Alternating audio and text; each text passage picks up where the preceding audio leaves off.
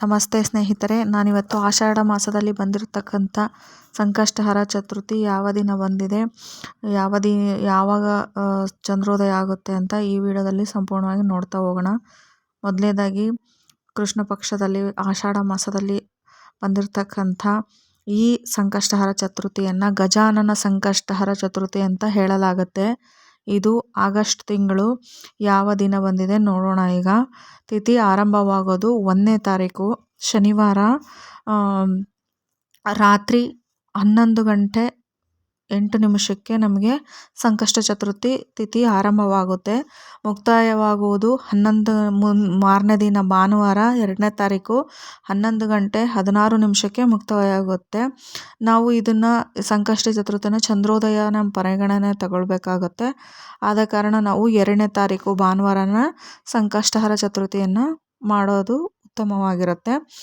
ಆ ದಿನ ಚಂದ್ರೋದಯ ಯಾವ ಸಮಯಕ್ಕೆ ಬಂದಿದೆ ಅಂತಂದರೆ 2ನೇ ತಾರೀಕು ಭಾನುವಾರ 9:20 ನಿಮಿಷದಿಂದ 9:40 38 40 ಆಸುಪಾಸು ನಮಗೆ ಚಂದ್ರ ದರ್ಶನವಾಗುತ್ತೆ. ಆ ದಿನ ನಾವು ಏನು ಮಾಡಬೇಕು, ಯಾವ ಥರ ಪೂಜೆ ಮಾಡಬೇಕು ಅಂತ ನೋಡೋದಾದರೆ, ಬೆಳಗ್ಗೆನೇ ಮನೆ ಶುಚಿಗೊಳಿಸಿ ದೇವರ ಮನೆ ಶುಚಿಗೊಳಿಸಿ ನೀವು ಶುಭ್ರರಾಗಿ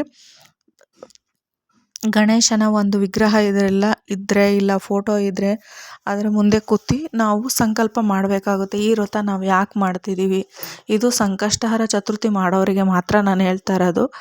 ಕೇಳ್ಕೋಬೇಕು, ಯಾವುದಾದ್ರೂ ಒಂದು ಕೋರಿಕೆ ಇಡಬೇಕು, ಗಣೇಶನ ಮುಂದೆ ಇಟ್ಬಿಟ್ಟು ಪ್ರಾರ್ಥನೆಯನ್ನು ಮಾಡ್ಕೊಂಬಿಟ್ಟು ನನಗೆ ಈ ಥರ ಈ ಸಂಕಷ್ಟ ಬಂದಿದೆ, ಇದರಿಂದ ನನ್ನ ಪಾರು ಮಾಡೋವಂಥ ಗಣೇಶನಲ್ಲಿ ಪ್ರಾರ್ಥನೆ ಮಾಡಿಕೊಂಡು ತದನಂತರ ಉಪವಾಸ ಇರಬೇಕಾಗುತ್ತೆ. ತೀರಾ ಉಪವಾಸ ಇರೋಕ್ಕಾಗಲ್ಲ ಅನ್ನೋರು ಹಾಲು ಹಣ್ಣು ತೊಗೋಬೋದು. ಗರ್ಭಿಣಿಯರು, ಬಾಣಂತಿಯರು ಮತ್ತು ವಯಸ್ಸಾದವರು ಮಕ್ಕಳು ಮಾಡೋ ಹಾಗಿಲ್ಲ ಇದನ್ನು.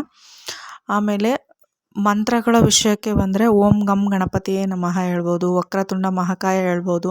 ನಿಮ್ಗೆ ಯಾವ್ದು ಈಸಿ ಅನಿಸುತ್ತೋ ಅದು ನಿಮ್ಮ ಕೈಲಿ ಎಷ್ಟಾಗುತ್ತೋ 101 108 ಈ ಥರ ಹೇಳ್ತಾ ಬರಬೇಕಾಗುತ್ತೆ.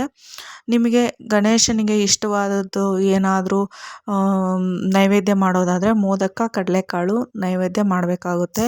ಗರಿಕೆ ಗಣೇಶನಿಗೆ ಪ್ರಿಯವಾದಂತಹ ಹೂವು. ಗರಿಕೆ ಮಾತ್ರ ಯಾವುದೇ ಕಾರಣಕ್ಕೂ ಮರೆಯೋಕ್ಕೆ ಹೋಗಬೇಡಿ. ಗರಿಕೆ ಮತ್ತು ಕೆಂಪು ಹೂವು, ಆಮೇಲೆ ಎಕ್ಕದ ಹೂವು, ಈ ಹೂವನ್ನು ಸಮರ್ಪಣೆ ಮಾಡಿ ಗರಿಕೆಯನ್ನು ಇಟ್ಟು 21 ಆಗಲಿ ಆ ಥರ ಇಟ್ಟು ಗಣೇಶನಿಗೆ ಪೂಜೆಯನ್ನು ಮಾಡುವಂಥದ್ದು. ಸಾಯಂಕಾಲ ಆದರೆ ಗಣೇಶನ ಗುಡಿಗೆ ಹೋಗಿ ಬಂದು ಅಲ್ಲಿನೂ ಬೇಕಾದರೂ ನೀವು ಮೋದಕದ ಹಾರ ಕೊಡ್ಬೋದು, ವಡೆ ಹಾರ ಕೊಡ್ಬೋದು.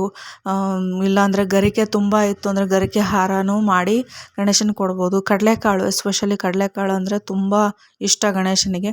ಕಡಲೆಕಾಳು ಹಾರ ಮಾಡಾಕ್ಬೋದು, ಇಲ್ಲ ಕಡಲೆಕಾಳು ಉಸ್ಲಿ ಮಾಡಿಬಿಟ್ಟು ಅಲ್ಲಿ ಬಂದಿರ್ತಕ್ಕಂಥ ಭಕ್ತಾದಿಗಳಿಗೆ ಹಂಚ್ಬೋದು.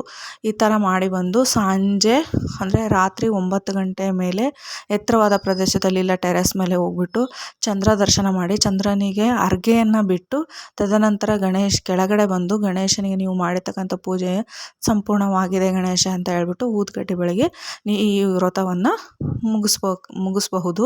ರಾತ್ರಿ ಯಾವುದೇ ಕಾರಣಕ್ಕೂ ಊಟ ಮಾಡಬೇಡಿ. ಲಘು ಆಹಾರ ತೆಗೆದುಕೊಳ್ಳಿ, ಅವಲಕ್ಕಿ ಆ ಥರ ತಗೋಬೋದು. ಮಧ್ಯಾಹ್ನ ಏನಾದರೂ ಹೊಟ್ಟೆ ಹಸಿದ್ರೆ ಹಾಲು ಹಣ್ಣು ನೈವೇದ್ಯ ನೀವು ಸಹ ತಗೋಬಹುದು. ಇದಾಗಿತ್ತು ಗಜಾನನ ಸಂಕಷ್ಟಹರ ಚತುರ್ಥಿ ಸಂಪೂರ್ಣ ಮಾಹಿತಿ. ಮತ್ತೆ ಮುಂದಿನ ವಿಡಿಯೋದಲ್ಲಿ ಸಿಗ್ತೀನಿ. ಎಲ್ಲರಿಗೂ ಧನ್ಯವಾದಗಳು. ಗಣೇಶ ಎಲ್ಲರ ಜೀವನದಲ್ಲಿ ಇರ್ತಕ್ಕಂಥ ಸಂಕಷ್ಟನ ದೂರ ಮಾಡಿ ಅವರು ನಿಮ್ಮ ಬಾಳಲ್ಲಿ ಬೆಳಕನ್ನು ತರಲಿ ಅಂತ ಗಣೇಶನಲ್ಲಿ ಪ್ರಾರ್ಥಿಸ್ತೀನಿ. ಓಂ ಗಂ ಗಣಪತಿಯೇ ನಮಃ.